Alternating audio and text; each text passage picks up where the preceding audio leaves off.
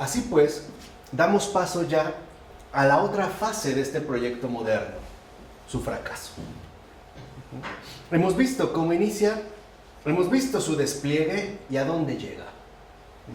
Hay que rebelarse, pues, contra Dios. Hay que mantenerse como un opositor radical de Dios. Hay que ser autosuficientes, hay que ser autónomos, es decir, hay que ser modernos, es más, muy modernos. No obstante, si nosotros seguimos la trama que siguió, lo que nos encontramos en realidad es un fracaso. Y es eso lo que ahorita vamos a ir explorando. ¿Qué sucede? Se trataba de traer el reino, ¿no?, a la tierra. Pero se trata de un reino o de una tierra desolada. Este sería digamos, un factor que habría que ver. ¿Qué sucede en este caso? Vean, el temor al agotamiento de los recursos naturales y ante todo de la tierra cultivable es antiguo, no es nuevo. Los neoecologistas piensan a veces que nos están haciendo saber algo insólito. Pues no, es muy antiguo. Ya dijimos, el retorno a lo pagano, ¿no? Platón establece un vínculo entre deforestación y erosión de los suelos. Y Teofrastro, es decir, alumno de Aristóteles, teme que la tala de árboles cambie el clima, que es un temor compartido en China por el príncipe Liu An en el siglo II. Vean, ya desde ahí se tenía esta previsión. El tema permanece aletargado después. La Edad Media solo lo retoma marginalmente, ¿no? No es algo que se encuentre como muy presente, pero sí resurge al inicio de los tiempos modernos, sobre todo con la deforestación de las islas y la explotación creciente del subsuelo, que ha sido producto básicamente de la explotación minera. Y aquí hay que hacer también un breve paréntesis. Hay dos modelos fundamentales en los cuales uno puede vivir justamente en el ámbito natural. Estos dos modelos son completamente antagónicos. Uno puede ser, por ejemplo, el de la tierra cultivable. Llamémosle bajo el modelo de agricultura, donde uno sabe que siembra, abona la tierra y hace todo lo posible para que esta, digamos, cosecha frecuente no se vea interrumpida. En pocas palabras, está basada en la fecundidad. ¿Estamos de acuerdo? Incluso se le puede dar tiempo y descanso a la tierra para que se renueve, ¿no? Hacer rotación de cultivos, o sea, no solo sembrar una sola cosa en una zona, sino cambiarle, etc. Pero uno sabe que hay continuidad. Por el contrario, el modelo basado en minería, que es el modelo que ha adoptado el proyecto moderno, no se basa en la renovación, sino en la explotación. ¿Qué sucede una vez que se han extraído todos los minerales que se obtienen, por ejemplo, dentro de una determinada gruta? Se acabó. No es renovable. No se renueva. Y este es el modelo que nos ha caracterizado. Para nosotros se trata de explotar, erosionar, acabar. Y una vez que se acabe, ir a buscar a otro lado. O sea, no pensamos ya bajo un modelo de agricultura, de cuidado, de renovación, incluso de generosidad y de ofrenda, sino en un término, digamos, de minería, que ante todo busca la explotación hasta el agotamiento, que es lo que empieza a surgir con la explotación creciente del subsuelo.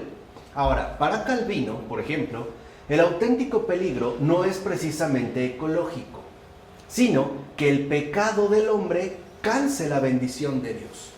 Que muchos en este sentido somos calvinistas, ¿no? Que Dios se canse y entonces nos prive de su bendición y la tierra se transforme finalmente en algo verdaderamente terrorífico. Ahora, el periodo ilustrado empieza a comprender que tenemos el tiempo contado.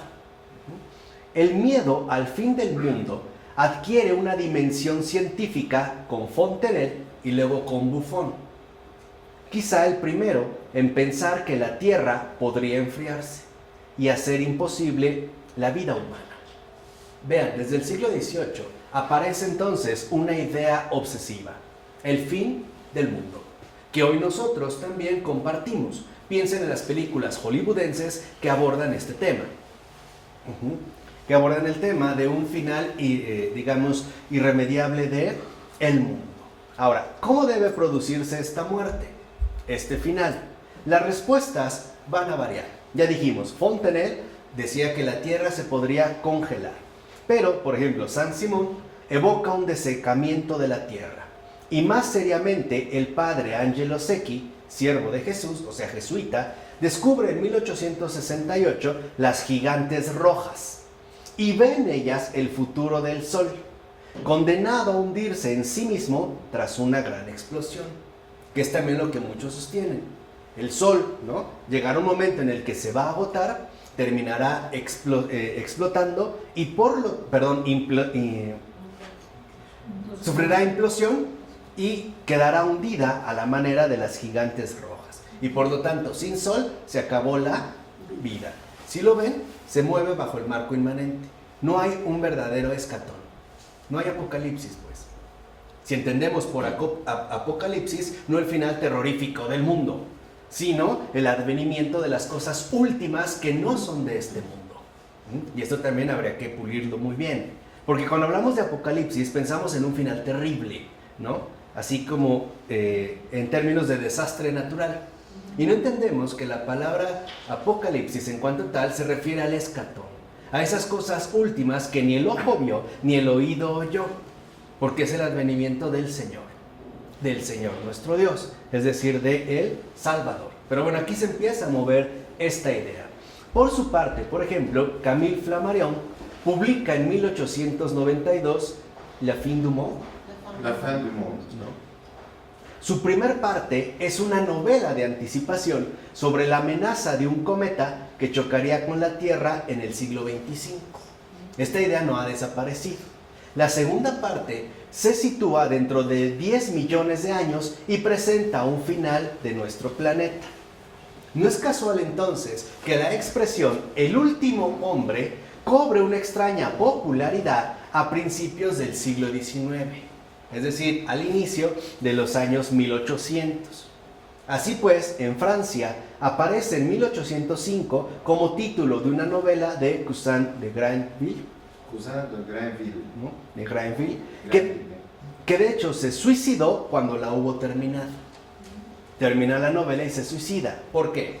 En ella cuenta la historia de Omegare, el bien nombrado, que busca a la única mujer fecunda que queda en un mundo decrépito, pero renuncia a ello por miedo a perpetuar una raza condenada y termina más bien por matarse. Aquí está pues precisamente el drama fundamental. Se va a acabar el mundo. En este caso, el buscar a la única mujer fecunda que queda lleva finalmente a una tragedia, porque perpetuar la raza humana sería finalmente, ¿no?, un gesto de crueldad, en tanto la humanidad está ya condenada. Y por eso el acto heroico que se puede hacer es más bien el suicidio. Esto lo menciono porque esta exaltación del suicidio de aquí proviene. Muchos hasta la fecha consideran que lo mejor que podemos hacer para ayudar al planeta es matarnos. Ya hablamos de estos sitios de internet donde hay una afiliación a un suicidio voluntario, ¿no? Y ya hay como 6,000 miembros inscritos. También, dentro de otra línea. Entonces, ciertamente, en efecto, la época tiene obsesión por todo lo último. Pero fíjense, con todo lo último, según lo que el hombre va imaginando. Es decir, según lo que el hombre va proponiendo. Se nos ha olvidado que lo verdaderamente último es Jesús, el amigo de todos los hombres. Pero como aquí se ha borrado del mapa, se quedan bajo otra visión. Entonces, H.G. Wells, por ejemplo, recalca en su última publicación que el espíritu e incluso la especie humana están en las últimas. Pero para él, la única esperanza radica en que el hombre sea reemplazado por un animal mejor adaptado, a menos que sobreviva una pequeña minoría extremadamente adaptable de la especie. Entonces aparece una pregunta inevitable. ¿Es la desaparición del hombre verdaderamente un mal? ¿No hay quizá ya demasiados? Para muchos de nosotros la respuesta es obvia. La respuesta es sí. El peor depredador es el ser humano. Y tal parece que mientras menos, mejor. Nos puede parecer difícil el hecho de una epidemia, ¿no?, que azote o diezme incluso una población, pero en el fondo como que nos sentimos incluso recompensados con la idea de saber que se está exterminando un mal, algo así como una especie de plaga, ¿no? Hay muchos que le atribuyen a la sobrepoblación, por ejemplo, el que haya escasez de alimentos o la explotación de los recursos, cuando la realidad no es así. La verdad no es así. La naturaleza, o sea, la bendición de Dios, sigue dando y de sobra. Sigue dando y demás. Lo que realmente promueve la hambruna es ante todo el desperdicio de comida. Eso sí. Esto sí, para que vean. Por una parte. Y por otro lado, el consumo indiscriminado de ciertas cosas, pero a costa de muchas otras. Por ejemplo, a los japoneses les encanta, en su gusto exótico, comer un pez que se llama un pez piedra. Ese pez piedra es carísimo porque solamente se encuentra arraigado en el fondo de arrecifes. Lo que hacen es lanzar unas redes metálicas inmensas y rasgan todo el lecho marino. Y sacan toneladas y toneladas y toneladas de peces comestibles, pulpos, cangrejos, de todo, vivas. Y dentro de esas toneladas solamente sacan unos entre 20 y 50 de esos peces. Una vez que recolectaron los peces, todo lo demás lo arrojan al mar ya muerto. Aquí es donde vemos, o sea, hay como este desperdicio. Es decir, una verdadera explotación al estilo minero, hasta el agotamiento. Por eso es que es tan caro. Por otra parte, el desperdicio de comida es lo que genera realmente enormes deficiencias. Estados Unidos es el país número 1 en el desperdicio de comida. E incluso es legal, fíjense, legal negarle a una persona que consuma de esos productos. ¿Sí lo sabían? Sí. Si, por ejemplo, en un restaurante en Estados Unidos, ¿no?, sobró tanta comida, esta comida se tira. Si yo voy y abro el bote y la saco, yo incurro en un delito. Y aparte es un delito grave. No se puede regalar. Es un delito, tal cual, Tal cual. Por ejemplo, un grupo de activistas que comenzó en San Francisco logró hacer una especie de excepción para recolectar estos productos. Y a lo que han llegado es que le pueden dar de comer a más de 200 personas diariamente. Aparte, con productos que no están echados a perder y que se encuentran en excelentes condiciones. Esto es parte fundamental del negocio económico del consumo. Pero es un delito. En Estados Unidos, meter la mano en un bote de basura y sacar comida es delito. Y es un delito grave. Esto sí es lo que no se contempla. Por eso es tan importante que para nosotros la obsesión de la caducidad esté bien impuesta. La idea es que todo sea perecedero. Finalmente, para que se compre y se compre y se compre. Esta, digamos, es la tirada. Pero dentro de esta línea, entonces, vemos cómo también el temor a la superpoblación también es antiguo. Y los cataclismos naturales eran vistos precisamente como una forma de evitarla. O sea, cada vez que hay un cataclismo natural era porque se buscaba evitar la superpoblación, ¿no? Es el caso de Al-Biruni en el siglo XI, de Averroes en el XII y el de Marsilio de Padua en el XIV. Incluso Maquiavelo y Vico ven en la superpoblación un peligro que la naturaleza remedia a través de catástrofes y sobre todo guerras. Porque si nosotros, por ejemplo, aceptamos que la superpoblación es un mal, la guerra aparece como un bien. Y mientras más bajas haya, en todo caso será mejor.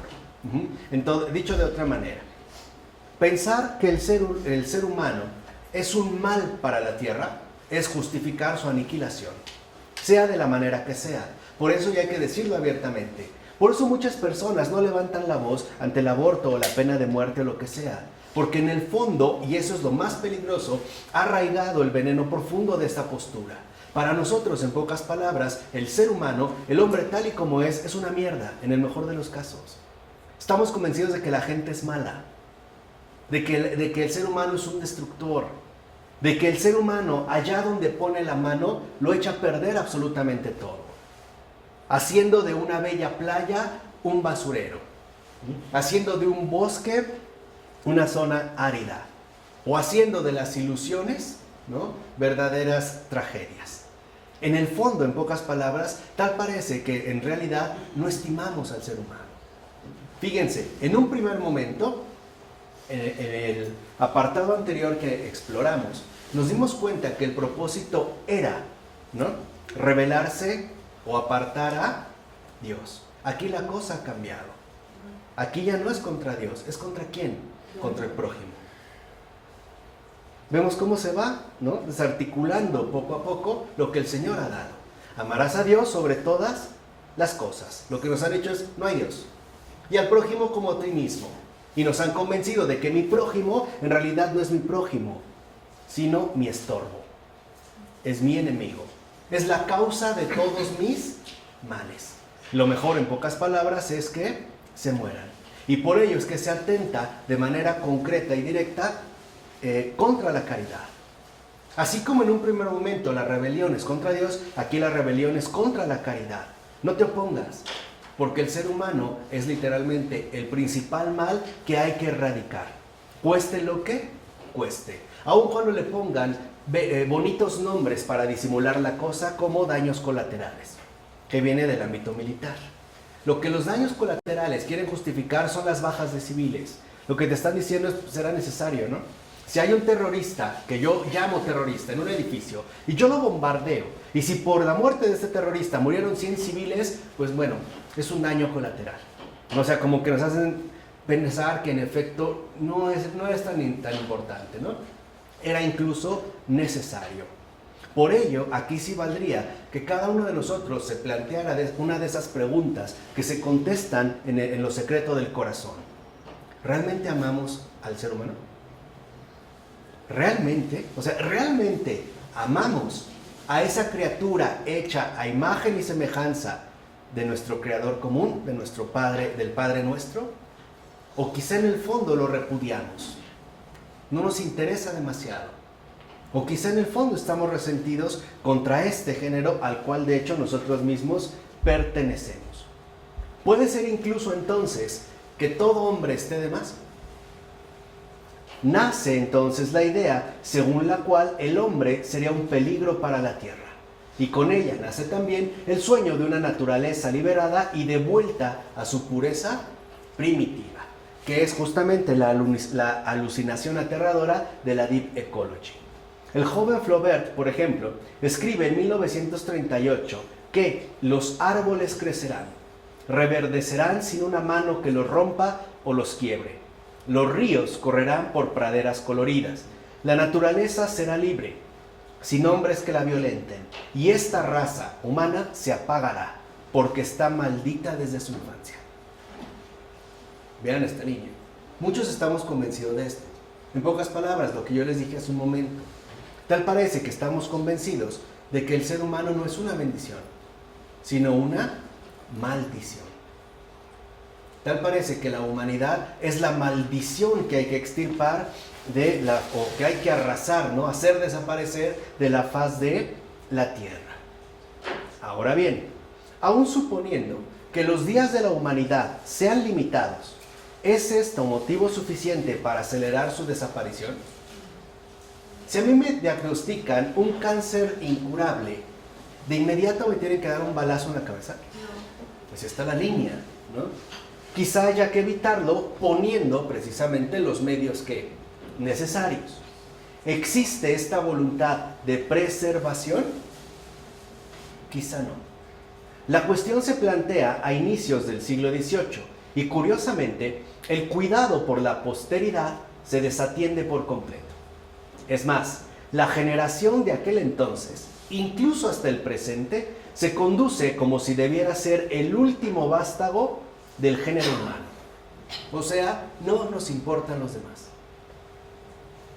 No me importa.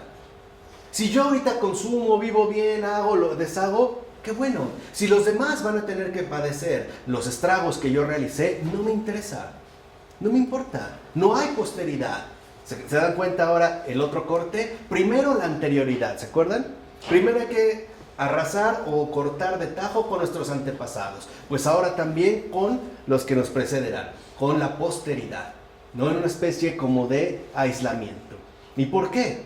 porque se piensa que la desaparición del hombre podría acontecer también por extinción, es decir, a consecuencia de un desinterés generalizado por los que habrán de venir. Por eso también muchos no quieren tener hijos. Uno, porque no consideran que un hijo realmente es una bendición, sino ante todo un problema, un gasto, un fastidio, una carga. Y la otra también es que no quieren, porque consideran que en efecto, ¿para qué los vamos a traer a sufrir a este mundo? Que es, me parece, ¿no?, el argumento más ridículo que he escuchado. Porque no se trata de traerlos a sufrir, se trata de hacer algo para que no sufran. Tener un hijo no es una maldición, es una oportunidad. Es una oportunidad para que las cosas cambien. Y todavía tendríamos un motivo mayor. Si no somos capaces de hacerlo sin hijos, quizá con hijos nos atreveremos. Quizá, pero no es una condena, es una oportunidad. Así pues, tal desinterés por la posteridad forma un bloque con la pérdida de conciencia del vínculo con el pasado. O sea, estamos mutilados tanto hacia atrás como hacia adelante. Si queremos mirar hacia atrás, tal parece que no encontramos nada. ¿Se acuerdan de ese oscuro origen del que hablaba Taylor? Pero no solo hacia atrás, también hacia adelante. No nos interesan los que están por venir. No nos interesan los que vengan. No nos importa. Lo único que nos importa es que nosotros obtengamos el máximo provecho aquí y ahora. Si ahorita yo puedo bañarme 2 horas con la regadera abierta, para eso pago el agua. Si los demás ni siquiera van a poder beber un vaso de agua, no me importa, para eso pago. No me interesa. Ese es el efecto de estas rupturas. Si yo ahorita puedo pagar por este pez piedra, para eso trabajo y trabajo mucho. No me importa que los demás ni siquiera tengan algo que comer. No me interesa. Hay una mutilación doble, tanto hacia atrás, dijimos, con respecto al pasado, y como hacia adelante, con respecto al porvenir. Pues de hecho, hay que saberse descendiente de los antepasados para que uno pueda sentirse llamado a convertirse en padre de una posteridad. Solo así. De otra manera no le daríamos continuidad. Tocqueville dijo con acierto lo siguiente, que la democracia no solo hace que cada hombre olvide a sus antepasados, sino que le oculta a sí mismo a sus descendientes. Se nos olvida que venimos de alguien y también que estamos llamados a abrirle paso a alguien más. Todo parece que se concentra en nosotros. ¿Y por qué? Porque nuestra relación con el pasado es tal que a pesar de que vivimos de bienes culturales que no hemos producido, somos capaces de destruirlos impunemente como a los parásitos. Esa es una forma en la cual nosotros, al parecer, hoy en día vivimos. Piensa en aquella persona que pisa con total impunidad una flor. No le importa. No lo ha hecho él. Y por lo tanto se siente con todo el derecho de destruir. Dicho de otra manera, hoy para nosotros nos cuesta mucho trabajo el entender el gesto de construir. Pero se nos hace muy fácil el destruir. Pongamos un caso muy sencillo. Mi papá me dejó una empresa. Y no me pongo a pensar todo el trabajo que hay detrás, todo lo que conllevó.